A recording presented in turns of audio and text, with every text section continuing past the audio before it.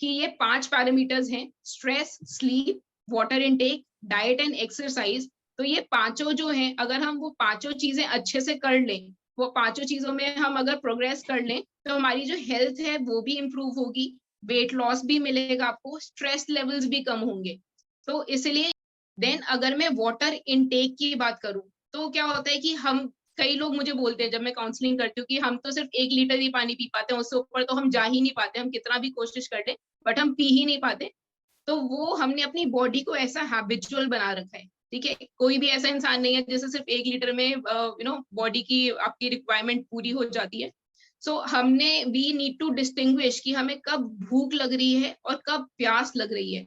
कई लोगों का क्या होता है कि उन्हें प्यास भी लग रही होती है ना, तो वो उस टाइम पे कुछ खा लेते हैं, बट हमें डिफ्रेंशिएट करना आना चाहिए। तभी मैंने बोला कि हमारे को हमारी बॉडी को समझना है पहले कि एग्जैक्टली हमें भूख लग रही है या हमें प्यास लग रही है। कि हमने बहुत अपना पूरा प्रॉपर लंच कर लिया, उसके 15-20 मिनट बाद हमें क्रेविंग होनी शुरू हो गई कि नहीं मुझे अब तो कुछ खाना है, मुझे भूख लग रही है।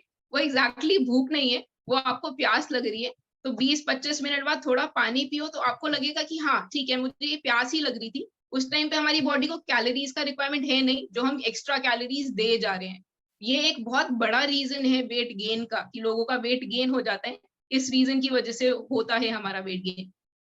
देन अगर मैं डाइट की बात करूं, तो डाइट में बहुत सिंपल सी चीज है, जैसे मैंने बोला कि सही खाना सही टाइम पे। क्योंकि कई लोग बोलते हैं कि हमारे पास ब्रेकफास्ट करने का टाइम नहीं है, हम कभी ब्रेकफास्ट कर लेते हैं कभी नहीं करते हैं, लंच करने का हमारे पास टाइम ही नहीं है, हमारे पास काम इतना ज्यादा रहता है, हमें ऑफिस का भी काम संभालना होता है, हमें घर पे बच्चों को भी देखना होता है। तो ऐसा कुछ नहीं है, अपनी हेल्थ के लिए टाइम निकालोगे तभी उनके लिए भी आप टाइम निकाल पाओगे। अगर आप हेल्थ के लिए नहीं टाइम निकाल पाओगे तो उनके लिए कैसे करोगे, अगर आपकी हेल्थ ही अलाउ नहीं करेगी at the end of the day. और सबसे मेजर क्वेश्चन जो आता है वो है चाय का, कि हमें तो चाय की क्रेविंग है, हम तो सुबह उठते ही चाय लेते हैं। सो ये बहुत गंदी हैबिट है। Bed tea is always known as bad tea, ठीक है। बेड टी नहीं लेनी चाहिए, बेड टी लेने से ही most of the digestive disorders हमारी बॉडी में जनरेट होते हैं, बिकॉज चाय जो है वो एसिडिक होती है नेचर में। और सुबह हम ओवरनाइट फास्टिंग के बाद अगर सुबह सुबह हम एसिडिक चीज लेंगे तो हमारे को डाइजेस्टिव डिसऑर्डर्स तो क्रिएट होंगे। तो इसलिए बेड टी तो बिल्कुल भी नहीं लेना है। और बहुत सारे लोग बोलते हैं कि नहीं चलो बेड टी नहीं लेंगे बट हम नाश्ते के साथ तो ले लेंगे। बट नाश्ते के साथ भी अगर हम चाय लेते हैं तो क्या होता है कि हमारी जो खाने में जो न्यूट्रिशन है वो न्यूट्रिशन हमारी बॉडी एब्जॉर्ब ही नहीं कर पाएगी। तो इसलिए मैं हमेशा बोलती हूँ कि अगर आपको चाय का बहुत ज्यादा क्रेविंग है, पहली चीज तो है अगर बंद कर सकते हो तो वो तो बेस्ट चीज है। नहीं कर सकते हो तो ब्रेकफास्ट से 1-1.5 घंटे के बाद आप चाय ले लो। बट साथ में नहीं लेना है, कोई भी मेन मील्स के साथ में चाय नहीं लेना है, या फिर सिर्फ खाली चाय नहीं लेना है कि सुबह खाली पेट आपने चाय ले लिया, वो एकदम गलत चीज है, वो चीज नहीं लेना है। देन अगर मैं इवनिंग स्नैक की बात करूं तो मोस्टली लोग बोलते हैं कि मैरीगोल्ड बिस्किट तो अच्छा रहता है, डाइजेस्टिव बिस्किट तो अच्छा रहता है। बट अगर हम कुछ भी प्रोसेस्ड चीज खा रहे हैं, कुछ भी मार्केट की चीजें खा रहे हैं, तो उसमें न्यूट्रिशनल वैल्यू तो बहुत कम हो गई। तो इसलिए सबसे बेस्ट रहता है जैसे मखाना हो गया, रोस्टेड चना हो गया, मुरमुरा हो गया, जो सबसे कम प्रोसेस्ड होता है, जो हमारे घर पे इजीली अवेलेबल होता है और इजी टू कंज्यूम भी है। अगर हम ऑफिस में भी हैं तो हम एटलीस्ट थोड़ा सा ले जाके रख सकते हैं और हम आराम से खा सकते हैं। तो डेफिनेटली मैं प्रोसेस्ड फूड या फ्राइड चीजें जो होती है या फिर बेक्ड चिप्स वगैरह भी आते हैं, तो उनमें शुगर कंटेंट, सॉल्ट कंटेंट बहुत ज्यादा रहते हैं। तो उन सब चीजों का कोई फायदा नहीं है, जितना ज्यादा नेचुरल चीजें खाएंगे बॉडी के लिए उतना अच्छा है। देन पोस्ट वर्कआउट मील में सबसे ज्यादा कंफ्यूजन रहती है कि हमने वर्कआउट तो कर लिया बट वर्कआउट के बाद क्या खाना है। सो जब भी हम वर्कआउट करते हैं उसके बाद हमें चाहिए होता है कार्बोहाइड्रेट और प्रोटीन का रिक्वायरमेंट रहता है बॉडी को। प्रोटीन हमें बेसिकली इसलिए चाहिए क्योंकि हमने वर्कआउट किया है, हमारे टिश्यूज और मसल्स का वेयर एंड टेयर हुआ है, तो हमें उनकी रिपेयरिंग भी करनी पड़ेगी, राइट। सो इसलिए प्रोटीन का रिक्वायरमेंट रहता है। और कार्बोहाइड्रेट का एक सिंपल सा फंडा है, हमारी जब हम एक्सरसाइज करते हैं तो हमारे एनर्जी लेवल थोड़ा सा ऐसा लगता है हमें कि हम ड्रेन्ड हो रहे हैं, तो एनर्जी लेवल्स ताकि बूस्टअप हो जाए इसलिए हमें कार्बोहाइड्रेट का भी रिक्वायरमेंट रहता है। तो इसलिए इन दोनों का कॉम्बिनेशन अच्छा रहता है, सिर्फ जिसके अंदर हमने थोड़ा सा फ्लेवर ऐड कर दिया। क्योंकि हम सिर्फ और सिर्फ पानी लेते हैं, कई लोग सिर्फ पानी नहीं ले पाते, कुछ फ्लेवर ऐड किया तो वो पानी का इंटेक बढ़ा देंगे। सो अगर कोई 1 लीटर या 1.5 लीटर पानी ले रहे हैं, वो बोल रहे हैं कि मैं और पानी नहीं पी सकता, तो अगर हम इन्फ्यूज्ड वाटर बनाते हैं, हम जैसे कि थोड़ा सा जीरा डाल दिया, सौंफ डाल दिया, तुलसी के पत्ते डाल दिए, तो उससे क्या होता है, फ्लेवर एनहांस हो जाता है और हमारा वाटर का इंटेक अच्छा होने लग जाता है धीरे धीरे।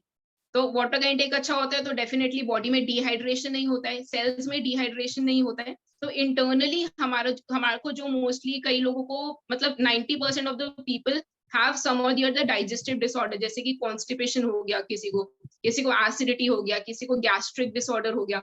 तो पानी जितना कम पीते हैं उतना ये सब डाइजेस्टिव प्रॉब्लम्स बढ़ती हैं। तो इसलिए बहुत जरूरी है कि हम पानी का इंटेक अपना अच्छा रखें।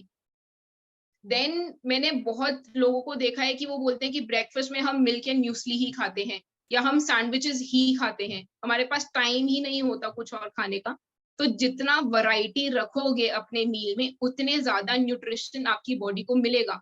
अगर हम एक ही चीज खाते रहेंगे तो हमारी बॉडी बोर हो जाती है। जैसे मैं एक बहुत सिंपल सा एग्जांपल देती हूँ कि अगर आप रोज सेम कपड़े पहनोगे तो आप खुद भी बोर हो जाओगे कि मैं क्या कर रही हूँ, राइट? आपको कॉन्फिडेंट फील नहीं होगा। तो वैसे ही हमारी बॉडी है, अगर हम सेम चीज रोज खाते रहेंगे तो हमारी बॉडी भी यूज टू हो जाएगी और फिर जो हमें रिजल्ट दिखना चाहिए वो दिखेगा नहीं। तो जरूरी है कि हम अपने मील्स में वैरायटी रखें, स्पेशली ब्रेकफास्ट में और डिनर में। क्योंकि लंच में तो आई अंडरस्टैंड कि वर्किंग रहता है, चपाती लेना है या चावल लेना है, वो चलेगा, बट जरूरी है कि हम वैरायटी अपनी डाइट में रखें। देन नेक्स्ट चीज आती है सैलेड और फ्रूट्स के बारे में। तो हम जितना ज्यादा सैलेड्स और जितना ज्यादा फ्रूट्स लेते हैं हमारी बॉडी में उतना ज्यादा फाइबर मिलता है। फाइबर का मेन कंसेप्ट क्या रहता है कि हमें सेटाइटी वैल्यू रहती है, हमारे को भूख बहुत जल्दी जल्दी नहीं लगती, हमारा पेट ज्यादा देर तक भरा हुआ रहता है, तो हमारी क्रेविंग्स कम हो जाती है। क्योंकि क्रेविंग्स की वजह से ही ज्यादातर लोगों का वेट गेन होता है कि नहीं हमें तो मीठे खाने की क्रेविंग है, हमें तो सॉल्टी चीज की क्रेविंग है। तो जितना ज्यादा फाइबर अपनी डाइट में इनकॉर्पोरेट करोगे उतना ज्यादा क्रेविंग्स आपकी कम होगी। बट सैलेड और फ्रूट कभी भी रात के टाइम पे नहीं खाना चाहिए। रात के टाइम पे जितनी रॉ चीजें हम खाते हैं उसकी वजह से again gastric problems, water retention का प्रॉब्लम, इन सब प्रॉब्लम्स को एग्रीगेट करता है अगर रॉ फूड खाते हैं तो। सो इसलिए बेस्ट है कि ये सब चीजें ना खाई जाए। नेक्स्ट चीज है कि मिडनाइट क्रेविंग्स, कि मैंने तो 8 बजे डिनर कर लिया, अब 11 बज रहे हैं, मेरे को नींद भी नहीं आ रही है और मेरे को भूख भी लग रही है। तो वो सिर्फ साइकोलॉजिकल है, कुछ नहीं करना है, सो जाओ और रेस्ट करो, अपनी बॉडी को रेस्ट दो। बिकॉज जैसे जैसे रात होती जाती है वैसे वैसे हमारा मेटाबॉलिज्म बॉडी का कम होता जाता है। और रात के टाइम पे हम जितना ज्यादा खाएंगे उतना ज्यादा हमारी बॉडी में फैट डिपोजिशन होगा, क्योंकि बॉडी वो यूटिलाइज नहीं कर पाएगी। उस टाइम पे हमारी ऑर्गन्स काम कर रही है अपना, जो हमारे ऑर्गन्स में मतलब ब्लड सप्लाई हो रहा है, प्रॉपर डाइजेशन हो रही है, तो वो अगर हम और चीज खा लेंगे तो वो हिंडर हो जाती है, उस पर एक्स्ट्रा स्ट्रेस पड़ जाता है। तो अगर एक्स्ट्रा स्ट्रेस हो जाएगा तो डेफिनेटली डाइजेशन की जो प्रोसेस है वो प्रॉपरली कंप्लीट नहीं होगी। प्रॉपरली कंप्लीट नहीं होगी तो इसका मतलब है वेट गेन। तो इसलिए हमेशा मिडनाइट क्रेविंग्स कुछ नहीं होते, 8 बजे तक डिनर करो, 7-8 बजे तक डिनर करो और रात को टाइम से सोना शुरू करो, एक सिस्टमैटिक वे में काम करना शुरू करो, ताकि बॉडी भी अंदर से अच्छी लगे। बिकॉज हमारा मेन कंसेप्ट ये नहीं है कि सिर्फ वेट लॉस करना है, हमारा कंसेप्ट है ओवरऑल हेल्थ में करना है।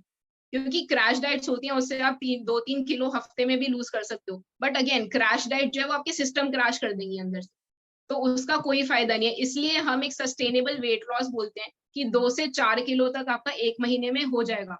क्योंकि बहुत ज्यादा वेट लॉस करते हैं उससे स्किन की सैगिंग भी होनी शुरू हो जाती है, स्किन आपकी बहुत लटकने लग जाएगी। सो एक हेल्दी वे में वेट लॉस करोगे वो हमेशा प्रेफरेबल रहता है। क्योंकि बहुत सारे लोग ना बहुत जल्दी जल्दी में रहते हैं कि अब हमारे घर में शादी आ रही है 1 महीने में, मुझे तो 5-6 किलो लूज करना है।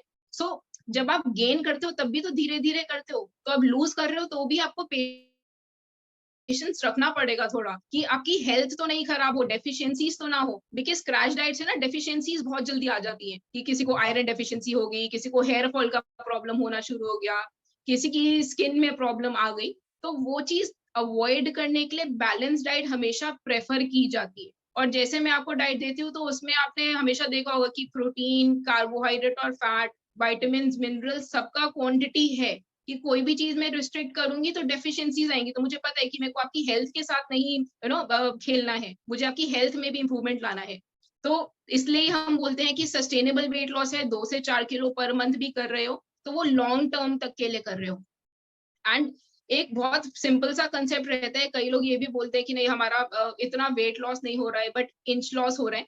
सो उसके पीछे भी एक सिंपल सा कंसेप्ट रहता है कि हमारी बॉडी में बहुत सारी चीज होती है, वाटर वेट होता है, फैट वेट होता है, मसल मास होता है।